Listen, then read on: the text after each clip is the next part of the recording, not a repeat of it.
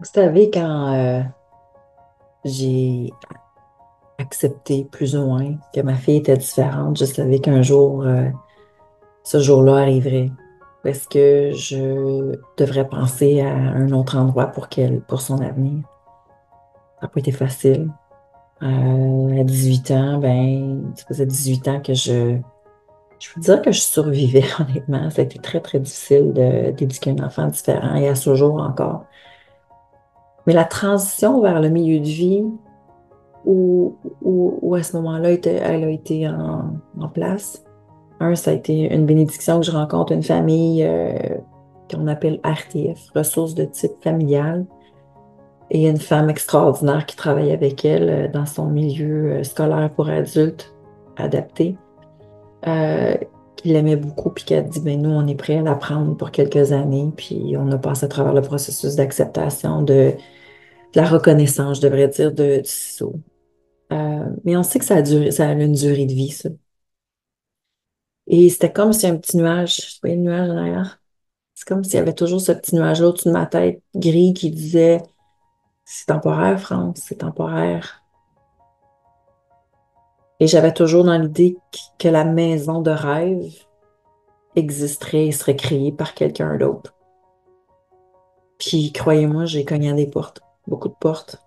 La réalité, c'est que c'est dur, ces milieux-là. C'est dur de les créer, c'est dur de les opérer, c'est dur de rentabiliser. Mais ça existe ailleurs dans le monde, ça existe de plus en plus ailleurs dans certaines régions du Québec. Quand on pense à la Fondation Véro et Louis, qui ont des formules miracles d'amasser des fonds et de mobiliser des gens.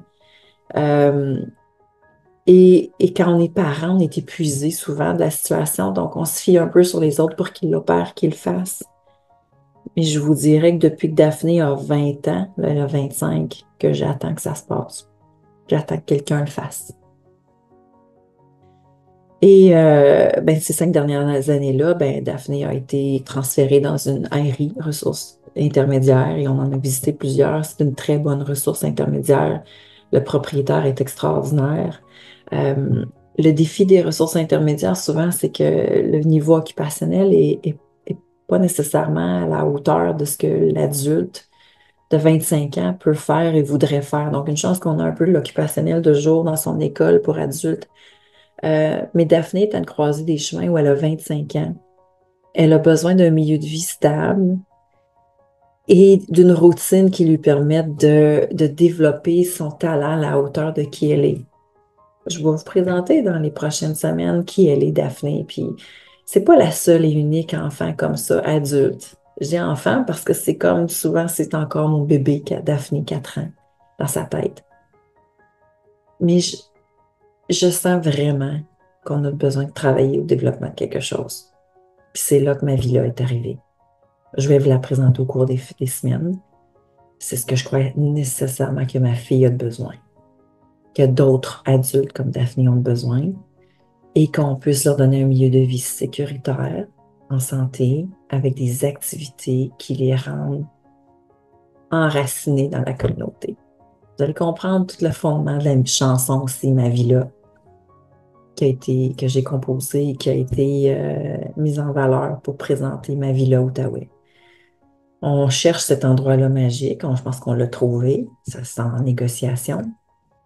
Mais si vous êtes interpellé par la cause, si vous êtes un parent, si vous êtes un intervenant interpellé par la cause, si vous avez cette vision-là aussi de un milieu de vie sécuritaire, en santé, mais aussi de l'occupationnel qui est à la hauteur de leur attente, et un volet d'économie sociale aussi, où qui permettent de mettre à profusion leur talent, leur création, que ce soit la vente de boutures de plantes, que ce soit la vente de café, de petites gâteries, de création artisanale, de co-création aussi avec d'autres entreprises d'économie sociale. Donc, on devient un point de diffusion et de vente. C'est ça que j'envisage parce que Daphné a travaillé dans des stages extraordinaires. Elle a fait des stages dans des Canadian Tire où elle a placé des items avec supervision, évidemment. Elle a travaillé dans les restaurants où on l'a accueillie et on a permis de trouver un espace où elle faisait la vaisselle, où est-ce qu'elle pouvait ramasser, un petit peu coopérer avec les gens dans les restaurants, les clients. Les clients ont vite compris que Daphné était différente, donc ils se sont comme un peu adaptés à elle.